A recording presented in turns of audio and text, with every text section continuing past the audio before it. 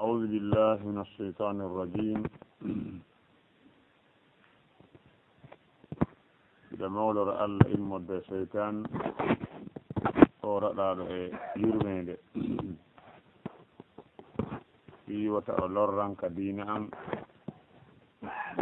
وتأولرن كأنام كسمور بقرة هاني hande ko ila aya capantati e jeetati ha capanɗe nayi e jeetati ayaji sappo Allah subhanahu wa ta'ala o daali qul nahbitu min wi'i jippe min ha immorde ke aljanna jami'an on fof fa imma ya'tiyannakum amma si aroyi e mo'o minni immorde an hudan peewal faman tabi'a kala jokkuɗo ma kala ɗen jokkuɓe hudaya peewal angal fala khawfun alayhim kulol ala e dow maɓɓe wala hum wona kamɓe yahzanuna woni ko sunoto walladina ɓen kafaru yedduɓe wa kazzabu ɓe fenni bi ayatina ayeje amen ɗen ulaika no ɓen siforaɓe ɗin ashabu nnaari woni yimɓe yiite hum kamɓe fiha ko ka nder yiite khaliduna ɓe luttinte ya bani israila ko ono e ɓiɓɓe yaquba uzkuru andite nicmatiya nemaji an allati ɗin nemaji an amtu alaykum ɗi minemini e dow moɗon wa awfu hunne bi ahadi andin uufi bi ahadikum min kadi mi hunna ahadi mon ndin wa iyaya ko min farhabuni woni ko huloton wota on hulusi wona min wa aminu gomɗine bima anzaltu nden huunde nden deftere nde mi jippini nden ɗon mo soddiqan ko gongindeni ma ma'akum eɗen wonduɗe e mo'on wala takunu wota on laato awwala kafirin bihi adiɓe e yeddugol nde wala tashtaru wota on sottir bi ayati ayeji amen bi ayati ayeji an ɗen samanan coggulel qalilan fanɗu koy wa iyaya ko min fattaquni woni ko huloton wala talbisul haqqa wota on jillidir gonga bil batili e mere wa taktumul haqqa hiɗon suuɗa gonga wa antum onon ta'lamuna har hiɗon andi no laaɓanen ko gonga kawon ɗon e suuɗude wa aqimu salata ñinne julde nden no nde haani ñinnirede noon wa atu zakata itte zakka warka'u ruƴƴe ma'a raki'ina wondude e ruƴƴeɓe ɓen juule e fe juuleɓe ɓen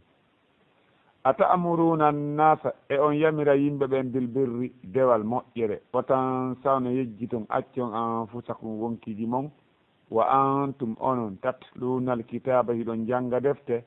afala ta'qiluna e on haqqilta wasta'inu wallinore bis sabri muñal wassalati e yuɓɓingol julde wa innaha no julde nden noon la kabiratun ko sattu ɗum no sattani ken ko mawnu ɗum illa si wona alal khashi'ina e dow ɓen yankiniɓe alladina ɓen yankiniɓe yadunnuna fellutuɓe annahum no kamɓe mulaqu ko ɓe fottayɓe e rabbihim joomi maɓɓe wa annahum hiɓe felliti wonde kamɓe ilayi ko faade ke allah raji'una woni koɓe ruttoto ɓaawa mayde ya bani israila kono ɓiɓɓe yaquba uzkuru andite ni'mati a nemaji an allati ɗin an'amtu alaykum ɗi minemin e dow moɗon wa anni no min faddaltukum mi ɓurni on alal alamina e dow tagore jamanu moɗon wattaqu hule rento ɗon yawman ñalande aroyende la tajzi duncata nafata nafsu wonki an nafsi ngay e wonki shay'an hay e hunde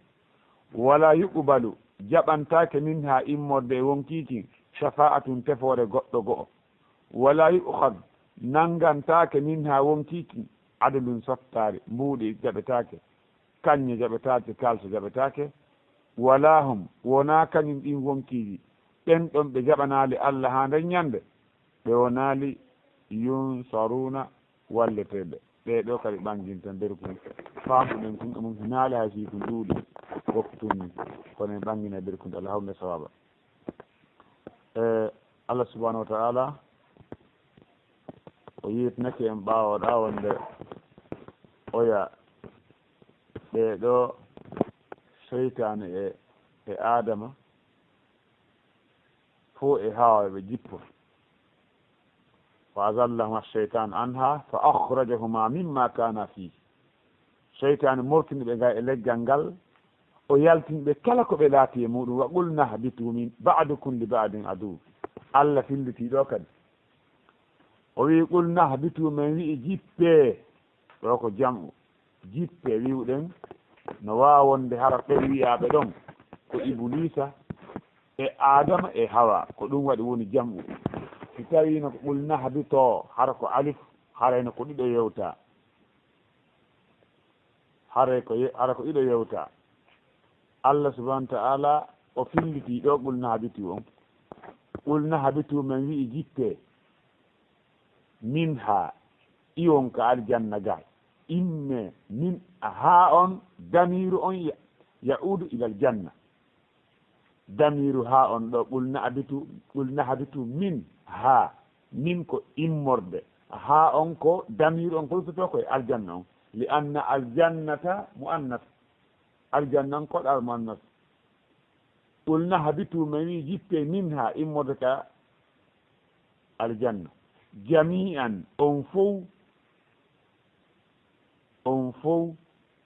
majjinɗo e majjinaɗo on fof fa imma ya'tiyannakum amma si aroyi e mo on aroyi e zurriyaji mon adama e hawa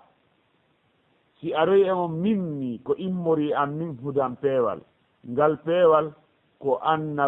annabajo e deftere si annabajo e deftere aroyi e mo on faman tabi'a kala ɗen jokkuɓe acciti mbeleɗe e mbowdi mu'um jokki hudaya peewal angal fala khawfun alayhim kulol ala e dow maɓɓe mo jokki peewal Allah ngal o hulata ko woni arde yeeso fala khawfun Allah riwi kulol o wi kulol ala alayhim e dow maɓɓe wala hum wona kamɓe kadi woni yahzanuna sunotoɓe kulol koko arata sunare koko feƴƴi kulol koko arata sunare koko feƴƴi a tampinama ma ko falanoɗa ko mettuma heɓinoma si a anditi a sunoto woni ko falanoɗa fuutike ma si a anditi a sunoto woni si a anditi faale ma arayɗe a hulayta laawa ma si a anditi tampere arayde a hulay wota heɗe yani kulol koko arata sunare koko feƴƴi goɗɗo sunatako ko arata o hulay woni goɗɗo hulata ko feƴƴi ɗanni feƴƴude o sunata woni Allah noon riwi e maɓɓe ɗum ɗo e hulata lahara ka ɓe fokkiti ɗon ɓe hulata ɓe hula fuston ko feƴƴi kon annaga faaleji maɓɓe feƴƴuɗi yani ɓuri ɗum no yeeso ala hunde ko ɓe sunano nokkugo Allah subhanahu wa ta'ala faman tabi'a hudaya fala yadillu wala yashqa kala jokkuɗo peewal angal o majjataka aduna ɗo e laawol fewngol ngol o malkisoytaki kadi lahara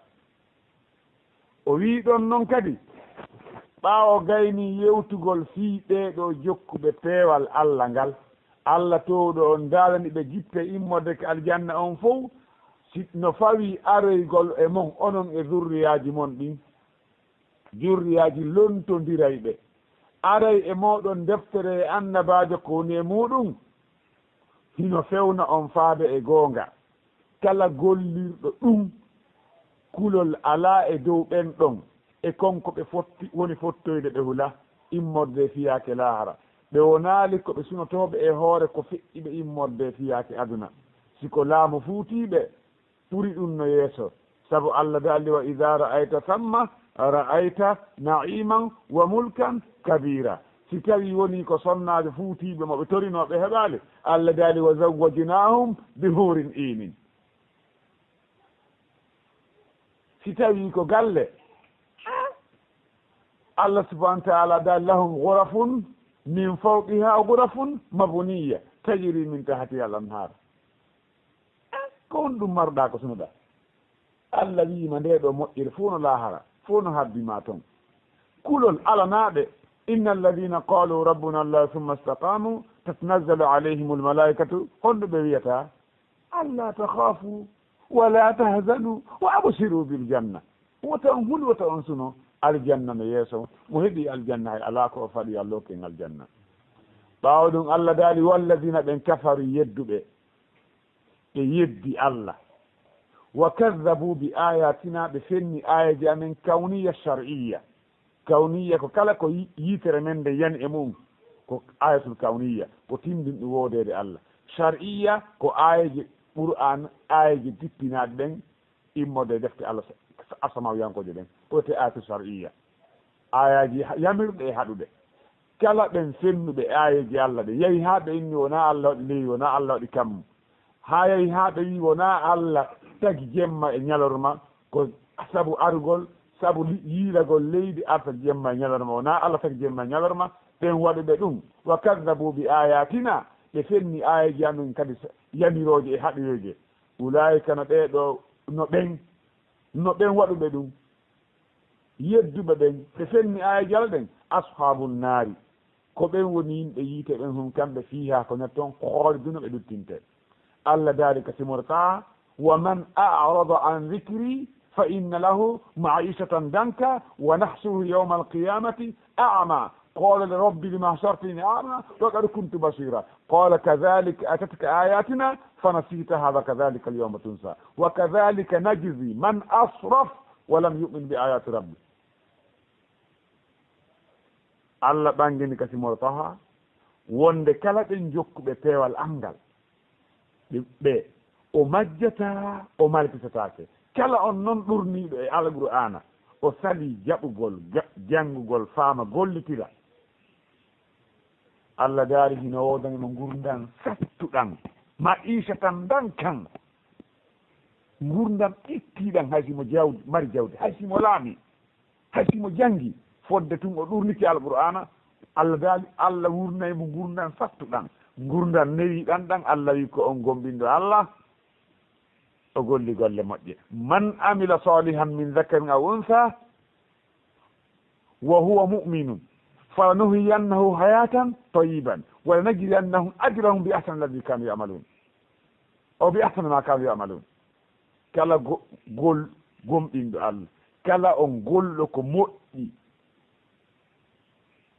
foti ko gorko ma ko debbo tawi mo gomɗini allah yino gurnaymo gurdan laaɓuɗan amma on mo ɗurni alqur'ana e sunna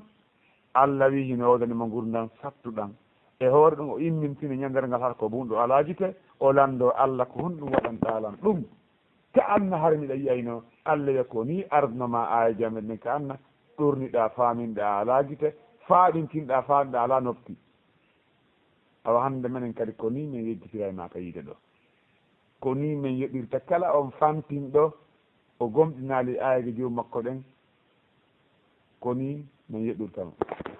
ko lette lahar ɗen ɓuri sattude allah dambi en ɓe almuhimmu allah daali walladina ɓen kafaru yedduɓe wa kaddabu bi ayatina ɓe fenni ayaji amen ɗen ulaika no ɓen ashabu naari ko ɓe woni yimɓe yiite hum kamɓe fiiha ko nder toon khaliduna ɓe luttinte ɓe meeɗata nder toon mayde ɓe wurata ɓe mayata hakkude gurna e mayde ɓe wonata walladina ɓen kan allah daali noon ɓawa nde o ɓangini fii ɓeeɗo o yilti kadi noon o yewti fii bani israila ayaji heewɗe ɗo yahayɗe ha aya temedere e pawdi buy temedere e nogay e goɗɗum ko fii bani israila ila ɗon ha hewten ayaji temedere e nogay e goɗɗum allah no sifanade ɗo nelaɗo on o sifanoɓe ɓe nelaɗo wurduno e muɗum e ha hande ha wurɓe ha hande ko honɗum annaba Moussa feƴƴindini e yimɓe maɓɓe feƴƴiɓe ɓen juif alyahuda alyahuda ko jokkuɓe annabi Musa ɓen, annasara ko jokkuɓe ɓen annabi Isa. Allah daali ya bani Israila ko ono ɓiɓɓe Yaquba. Israil ko annabi Yaqub. Israil e wi mo firi ɗum e pular e kan mo firi ɗum e arabu ko Abdullahi. Abdullahi woko wiyete Israil. ko kalima Israil o mo ardiri ɗum e arabu wo hawre Abdullahi ko tafsir mi. inde annabi Yaquba nden no wiye Israila kan ɗum no ko alqur'an. Allah daali kullu ta'ama kana hillan li bani Israila illa ma harrama Israilu ala nafsihi. Israil ko annabi Yaquba woni ko fanda. Allah daali ya bani Israila ko ono e ɓiɓɓe Yaquba udhkuru andite ni'mati nemaji an. udhkuru andite ni'mati nemaji an allati ɗin an'amtu alaykum ɗi mi nemin e dow moɗon. nemaji honɗi yoga e majji lintete yeeso ilaka darsu aro on faɓɓi janggam haray ko ɗin nemaji wona lintede. ko honno nemaji Allah ɗin anditirte no mari geɓe tati. kala ko Allah moƴƴi e ma siko kellal, siko jawdi, siko gandal, siko ɗengure kelɗude, on ɗon nema jarnirgol Allah on nema no mari noppiji tati. si ɗin timmi hara a jarni Allah. toɓɓere aranere nden fiɓoɗa ka nder ɓernde ma hooloɗa ga go'o o nema ɗo hay goto okkoro Allah ɗum si wona Allah. damba e Allah timmi hay e goto wona batte hay e goto ni si wona Allah. fiɓoɗa ɗum ka ɓernde maga. si a fiɓike ɗum ka ɓernde maga wonde ko Allah tigi okkuma ɗum, wona wakkilare ma, wona ƴoyre ma okkurma ɗum, ko Allah woni ko okkuma ɗum. sa fiɓike ɗum ka ɓernde ma yiltoɗa wi'a ka ɓengal ma alhamdulillah, mi jarni Allah ko Allah waɗa minni ɗum. si tawi ɗum ɗon timmi a fiɓike ka ɓernde, a wowli ka hunduko, huutora on nema mo Allah okkorma e ko welata Allah ko. siko jawdi ƴetta kañum jawdi ndin finance e fi l'islam. si tawi woni ko gandal janna gollitira. si tawi woni ko kala ko Allah okkuma kon rewira Allah, haray a jarni nema Allah on, ko wiyete jarnugol nema Allah on. ya bani Israila adkuru kono ɓi Yaquba andite ni'mati nemaji an allati ɗin an'amtu alaykum ɗi mi nemi e dow mon. wa awfu bi ahdi, hunne ahadi an ndin, uufi bi ahadikum min kadi mi hunna ahadi mon ndin. wa iyaya farhabun, ko min woni ko huloton. ko honɗoni ahadi men hakkude men e Allah, ko haqqe makko on e hoore me'en.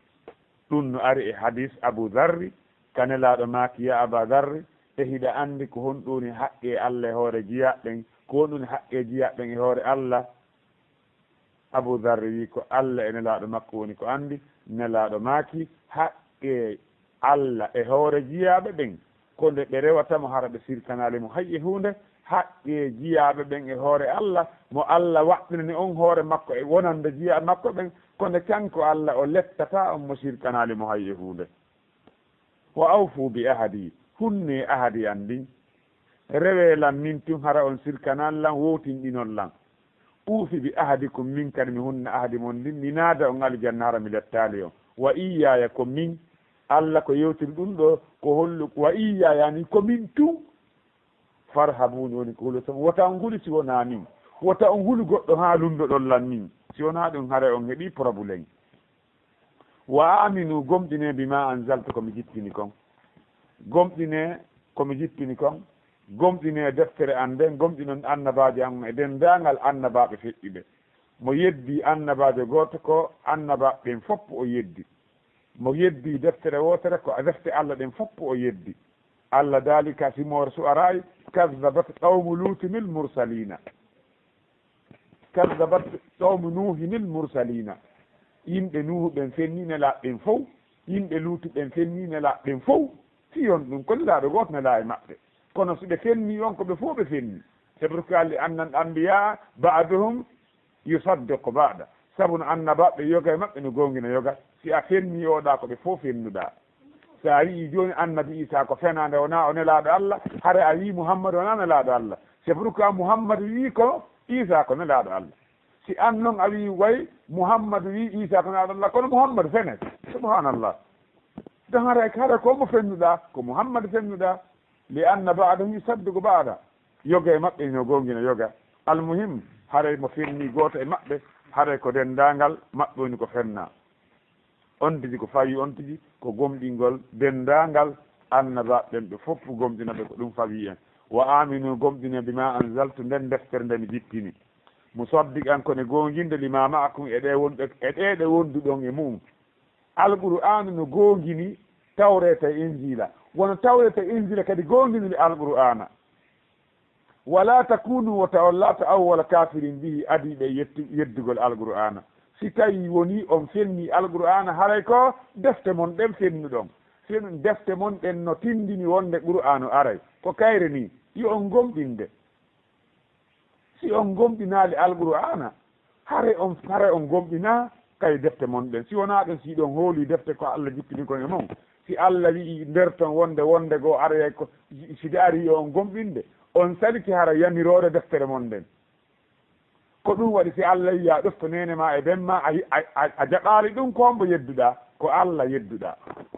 si Allah wi ya waɗu ko moƴƴi a waɗali kombo yedduɗa ko Allah yedduɗa wa aminu gomɗine bima anzaltu konko mi jippin musaddiqan ko gongin ɗum lima ma'akum eɗen defte wonduɗe mon wala takunu wata on laata awwala kafirin bihi ardiɗe yeddugo alqur'ana wala tashtaru bi ayati wata on sottir aya jalɗen samanan koyɗen coggule fandu koye sottirgol aya jalɗen coggule fandu koye est ce que ko windugol nafi yeeya goɗɗo no wawi natude kono wona ɗum fanda na ɗum tum awa mi faami wowlude kala min miɗa faami sottirgol aya jalɗen coggule fandu koye e ko mi darta on ka tafsir mi yurno mi ɗaɓɓita mi faami kowoni ɗum ko kala ko haɗi applica sariya Allah on haara ɗum ɗon ko sottirgol aya ɗen coggule fande koye si tawi fi jawdi haɗi a hutorgol sariya Allah on hara a sottiri aya Allah coggule fande koye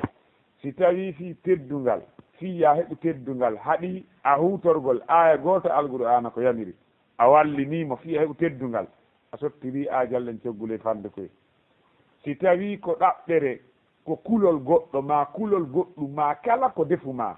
ha ya acci ko Allah waɗɗini kon e hoore maɗa ya huu ko Allah haɗuma kon hare a sottiri ayeji Allah ɗen coggule fande koye ko fa ɓeɗo alyahudaɓe koɓe sottiri ayaji Allah ɗen coggule fande koye ɗo ko teddule ko kamɓe on no papuɓe ɓen ko kamɓe teddina koɓe wowli wo ko ɗum woni goonga koɓe fenni wo ko ɗum woni fenade ɓe daari ɓe tawi noon si ɓe acciti ɓe acciti ɗum pour anare nden no ari ittiɓe ɗum yoɓe acciti ɗum ɓe makkidinano Allah tun yo kamɓe o ɓeeɗa o yoɓe fof ɓe rew Allah ɓe kamɓe ɓe terte rewede ɓe taari ɓe tawi si ɓe acciti ɗum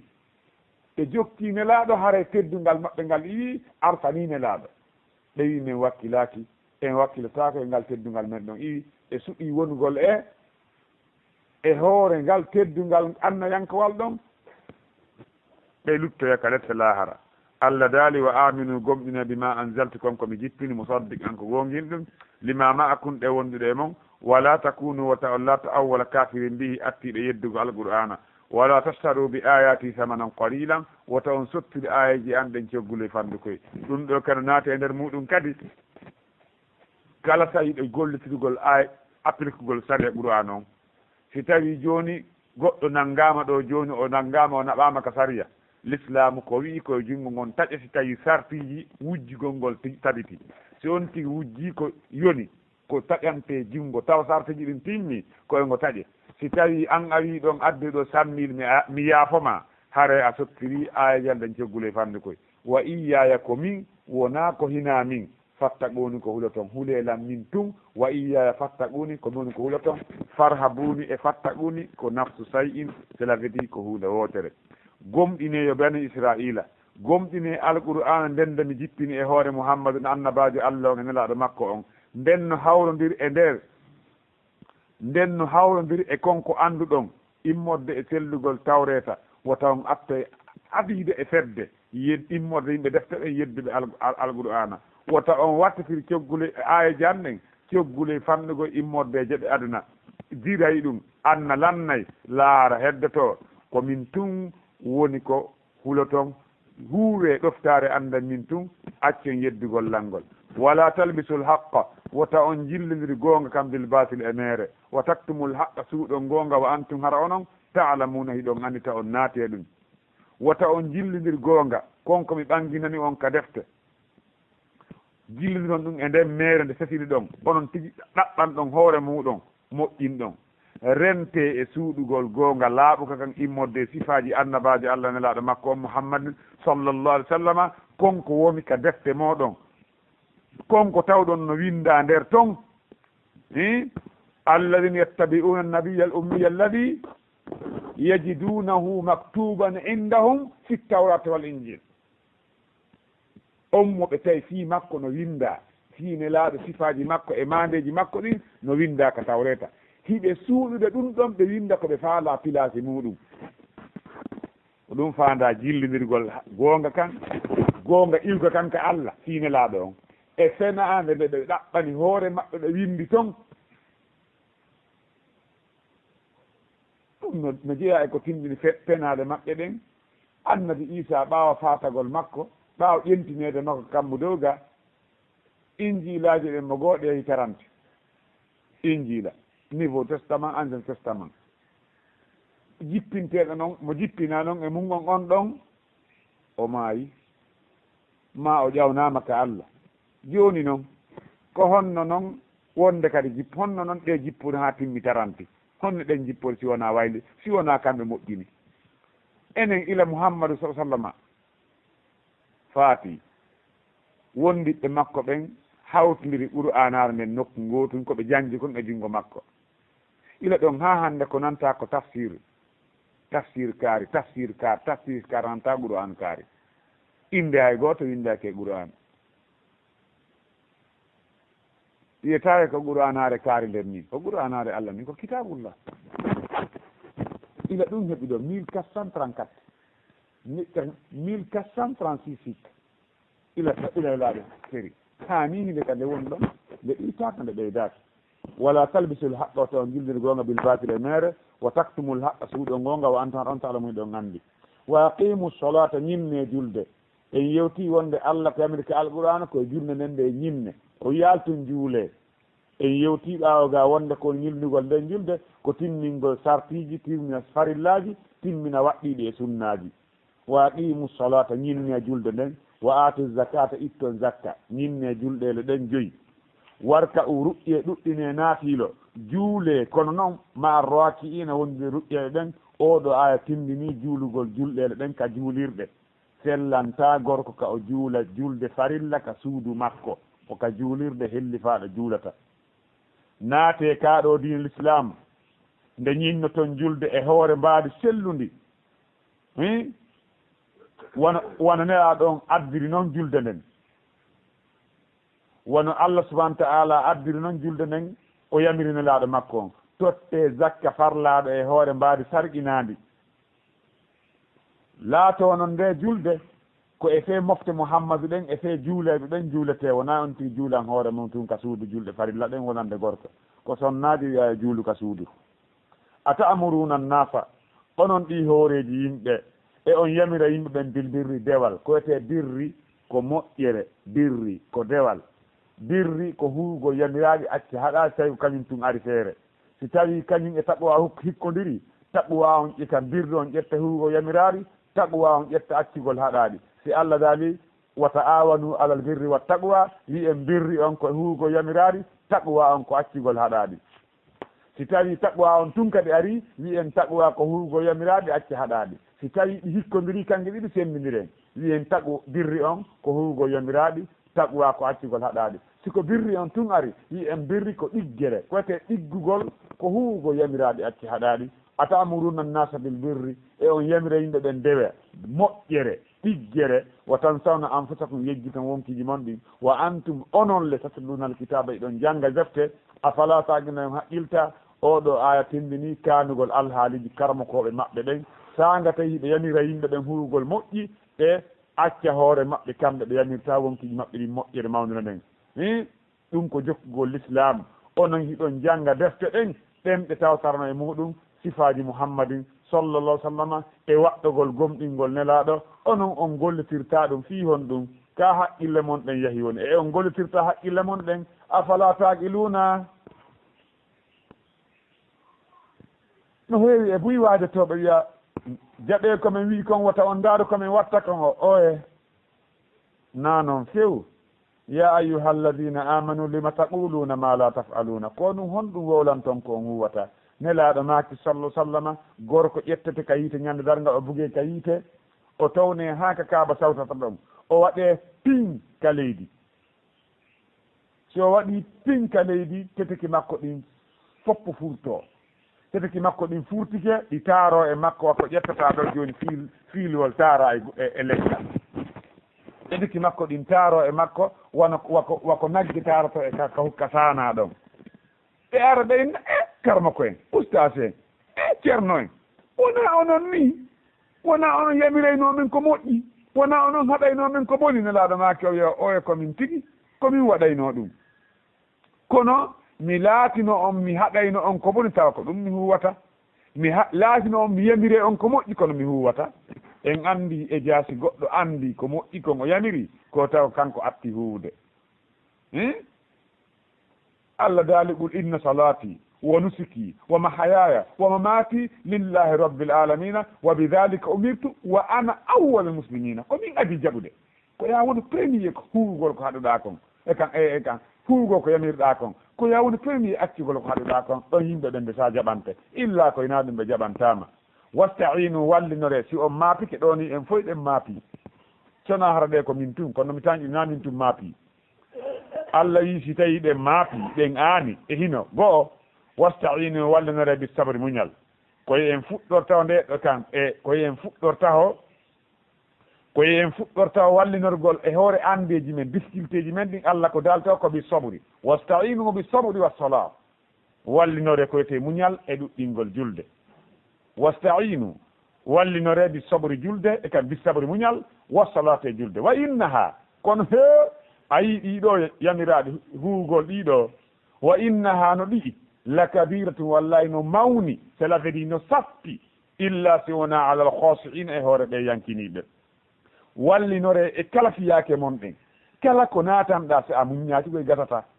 hay ko suudu fuɗɗiɗa darnugol ɗo walla so a muññaki a lannintintange si a fuɗɗike torade jiwo sa wakkilaki a lannintinta si a fuɗɗike hunjagol alquran sa wakkilaki a lannintinta si a fuɗɗike yeeyigol sa wakkilaki a lannintinta si a naati hay l'école sa muññaki a fois si a muññaki a lannintinta kala ko naatuɗa e muɗum ko muñal ngal yaltirta e mum sonaɗa yalta won few wasta'inu wallinore e kala fiyake mon ɗen bis sabri muñal muññagol dendagal noneji muñal ngal no marji ɓe tati kadi muññagol ha acca dendagal haɗaɗi muñño ha huwa yamiraɗi foddetaga muñño si Allah satnanima muññoɗa hara a wowlali ko boni fi a heeɓi sattere a huwali ko boni a fiɗaki ka wonde Allah toñima ko ɗum ɗo wiyete muñal wasta'inu walnore bis sabri muñal wasalate julde wa innaha no ɗum ɗo noon julde nden la kabiratun ko sattu ɗum ko mawnu ɗum illa ala al khasi'ina mo landike ma ko honɗum ɓuuri sattude e dendagal dewe ɗen wi ko julde hajji ko nde wotere e nder gurdam maɗan suumay e zakka ko nde wotere nder hitande nden kono amma kan julde ko nde laabi joyyi aray kadi e waɓɓutuji sertuɗi waɓɓutuji tawtayno haton jini e occupé e golle mayɗo occupé e ɗanogol waɓɓutuji ɗi pourcentage fewnde ɗon andugol est ce que a ɓurna e weloye Allah e hoore ko weloyma kon an ko homɗoni ɓen yankiniɗe ɓe tawatata julde no newaniɓe si waɓɓutu o yoni hay si rewe waɗaka ɓe finay ɓen no woodi waɓɓutu si yoni hay si rewe waɗaka ɓe finay saabu newanike ɓe alladina ɓen yazunnuna fellutuɓe ɗum ɗo ko fellital sikkete na sikkuɓe yiyetake ɗo sikke ko pellital ɗo firete alladina ɓen yazunnuna fellutuɓe annawno kamɓe mulaqu rabbihim koɓe fottayɓe e joomi maɓɓe ɓaawo mayde tiɓe felliti si ɓe maayi ɓe immitoto ɓe daro yeeso Allah subahana taala ɓe ñaaweɓe yoɓe wa annahum ɓe felliti wonde kamɓe ilay ko kafaade ke Allah rajiuna koɓe ruttoto Allah daali kadi ya bani israila kono bani israila udkuru ni'mati andite nemaji an Allah si ɗin anamta alaykum ɗi minime dow mon no ɗuuɗi wa anni no jeeya e muɗum wonda ni faddaltukum ala alalamina mi ɓurni on saabu ɗuɗɗingol defte e moɗon e annabaɓe hor tagore jamanu moɗon annabaɓe ko nela kon e maɓɓe nelaka e jurriya o defte ko jippinaka e maɓɓe jippinaka e jurriya o balde ndangal defte jippinaɓe adna ndaɗo koye juudaji maɓɓe ɗin jippi koye famille koye maɓɓe jippinaka wattaqu huule yo musidɓe julɓe wona bani israila to yamira ɗum ɗo kono yo en fo huule maapo ɗen yawman ñalande arene ɗum ko dargal la tajidi nafata nafsu wonki an nafsu on wonki so en haye hunde yawma la tamliku nafsu li nafsin shay'a wal amru yawma idin lillahi wala yuqbalu jaɓantake min ha wonki kin shafa'atum tefore intervention ala côté shafa'a ko ɗaɓɓugo ko ɗon tigi intervention wala yu'khadu nangantake min ha wonki kin adlin sottari wala hum wona kamɓe yunsaruna woni ko wallete sakko ɓe daɗa nden ñande no hulɓini ha yo Allah woni ballo noon yo Allah faami noon no heeteren on yafata ko juuti kon wallahu alam